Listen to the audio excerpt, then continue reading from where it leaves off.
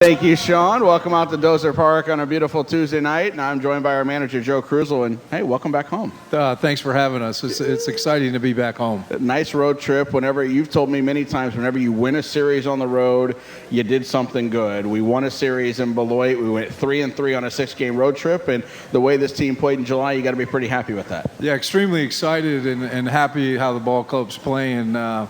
We had some chances to win maybe another game or two on the road trip, but in the same essence, we could have lost another game or two. So to come out of that 3-3 road trip up in Wisconsin and also in Beloit, we're extremely excited about that. Next 12 games are against the Eastern Division, Lake County, Fort Wayne. Then we go to your hometown, well, where you live now anyway, Dayton. And that's God's country, Ohio. God's country, right? God's country. In Bowling Green. So 12 straight games against teams we haven't seen. We saw a few of the guys in the All-Star game, but you don't really get a whole lot out of that. So I know, but what we saw in the All-Star game, there were some pretty good players. That's very true. Definitely. And a lot of those guys were promoted, especially from Bowling Green, who we'll see at the tail end of this stretch. But I guess the question is, playing teams we haven't seen all season, good? And now we don't see the same 9 players that we've seen. I mean, it seems like we've seen, Sandberg, Pimentel, and some of those guys from Clinton and Burlington nonstop over the last month. Is it refreshing to see some different uniforms over there in the visiting dugout and to see some different pitchers and hitters? Yeah, I think anytime you play somebody different or somebody new, just because you've been following them, you've seen what they've been doing throughout the season, and then you get to lay your eyes on them. Right. And we know they have some really, really talented players. Sean and his staff do a tremendous job with them. So it'll be exciting to tee it up with them and see what happens. But anytime you get a chance, in April, it seemed like the only team we played was Wisconsin. Right. I mean, we knew them as well as we knew ourselves. So this will be exciting for our guys and give us also an opportunity to see another face from the Eastern Division. Now, when that happens in the major leagues or in other sports, be it college football or the NFL, you've got the advanced scouts, and they find out all these things. We don't have that here. So when we play a team like Lake County tonight, Fort Wayne this weekend, is it just learn as you go because you haven't seen these guys? Maybe some of the guys saw them last year in short season. Maybe Dernier remembers, some of these guys are with Mahoning Valley. Or at this level, does that matter as much as it does in some of the higher levels or in other sports? Well, it's not that it's not that important, but we've got some information just like they have on us, but in the same essence, we actually get to lay our eyes on them, right. And that's probably the most important thing. While you've been in coaching, how has that changed? How has technology changed all of that? I know when you got into coaching at Toledo, you guys didn't have the iPad and all the video access and all the scouting and stuff that's used now. So how is technology, has it made it easier for a coach? Has it made it more difficult by adding in so many more variables? Well, it's prepared you a little more. You've got some information. You can watch some video on some guys and you can see some stuff. But actually, it just comes down to watching them with your own eyes. But it prepares you being able to go into the game that you know that this guy's capable of doing this guy does that during that situation. So it's just the information is there. It's how you utilize the information. I know a lot of guys were able to relax yesterday, use the off day, but you wanted some more miles, I guess, right? So you just went straight home? Yeah, I went straight. As soon as we got back from Beloit about 9:30, I just jumped in the car and drove 5 hours. I had to go help my daughter learn how to change oil in her car. And then my other daughter lost her license plate, and she couldn't drive her car because the car was in my name. Oh. So I had to go home and get new license plates for her so that she could drive around. Essential to have a license plate. I don't know why. I mean, she's got the car. Why does she need the plate? That's between you and the state of Ohio, I think. Well, obviously, she didn't think she needed one either. That's true. Yeah, she let it fly off the back. We go home for you next weekend. You looking forward to that? I know you got six games to get through here, and then you get to, as you say, God's country, but you get to go home and manage 3 games in front of the family, in front of the locals. Well, it's always good to go back because you see familiar faces, right. And you get to see family and friends you haven't seen throughout the course of the season. But the only thing that becomes a problem is when we go to Dayton, who sells out every night. And you need tickets. I mean, I've got second cousins and relatives that I didn't even know I had that want tickets. So you can't get me 4 for the Wednesday game then? I'll do my best, but I can't guarantee it. So the way back to baseball with it a little bit too. The way this team's been playing, we mentioned it a little bit. 21-8. You asked me a couple times towards the end of July, hey, are we going to get to that record? Are we going to set it? We fell one win short of the most wins in any month, but had the best July in Peoria Chiefs history. And there were a lot of guys that had very good individual months. Matt Pierce was fantastic on the mound, and so were a lot of the guys in the rotation with him. Austin Gomber keeps winning and is up there on the league leaderboard. When you look at that, and obviously it's a team sport, but the individual accomplishments kind of add up to team wins, don't they? Yeah, anytime you have a month like that, Peoria Chiefs have been around a long time, and you were a part of a team that had the best July in the history of the franchise. It's not just one person. Right.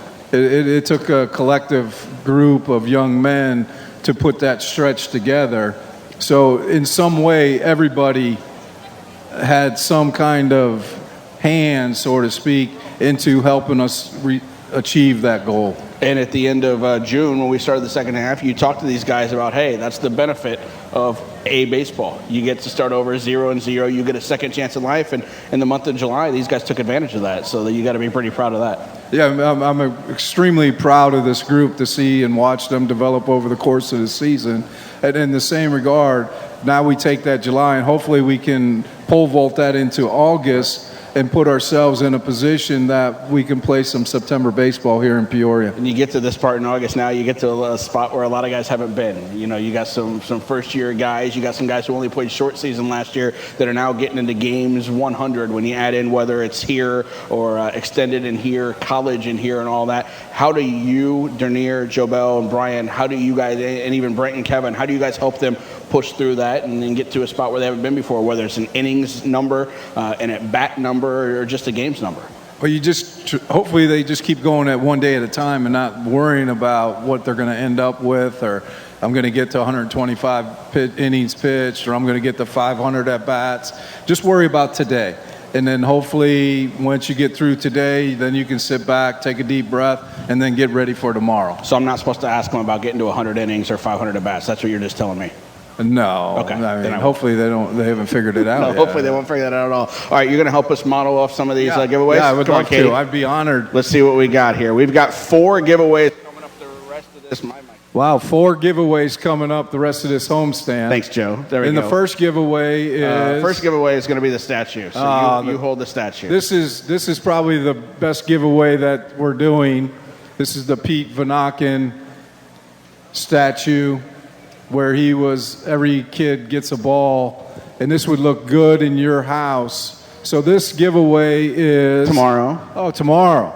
Please tell your family and friends, this is one you do not want to miss. And that's presented by Busey Bank and the first 1,000 fans through the gates tomorrow. And you know what else we have tomorrow? Tomorrow, Wednesday. Wednesday, Win Wednesday. Yeah, so we got $1 hot dogs. Ooh, $1. Yeah, Robbie Rowland. You remember Robbie pitched in our bullpen. He loved Wednesdays. Yeah, $1 sodas, $1 ice cream sandwiches, all presented by Hebrew National. And then it's a Wednesday fireworks show, which is also presented by Hebrew National. So wow. We got that. Then Thursday, it's another Wednesday. 7 o'clock. What's that? That's an exciting Wednesday. It's an exciting Wednesday, yeah. I'm going to get here. I'm coming. You're coming? Yeah, I'm going to come. Are you also coming for Thirsty Thursday? Because that's Thursday. Yeah, I'll come Thursday. Okay, I'll be here Thursday too. That's $1 drinks, $1 beer, $1 sodas on Thursday, and post-game fireworks. And then Friday's giveaway. Ooh. Joe, why don't you take that? I think you know who that is. Yeah. Oh, the canvas portrait. Yeah, of Albert Pujols when he was a Peoria Chief. Yep. Wearing number 21 when he was here in 2000. They'll get that up on the right camera there. And the first 1,000 fans on Friday will get that for the 7 o'clock start, which also has Friday night fireworks as well. And you mentioned Robbie earlier. He was a big part of our superhero night back in June, which got rained out. So Friday night is now superhero night. Captain America will be here. Iron Man will be here as well. They'll take pictures, sign autographs, and we'll all be dressed up in our superhero gear because that game against, I think it was South Bend, got rained out back in Should I call Robbie and get him back here? Yeah, or maybe a super, we'll get him back here. Maybe that was against King County. Superman shirt. Superman shirt. Yeah, okay. All right, this is that's Saturday's giveaway. Saturday's giveaway. Joe Madden, the manager of the Cubs, who used to manage the Peoria Chiefs, bobblehead. Yeah, see? Look, bobbles. Yeah. Yeah.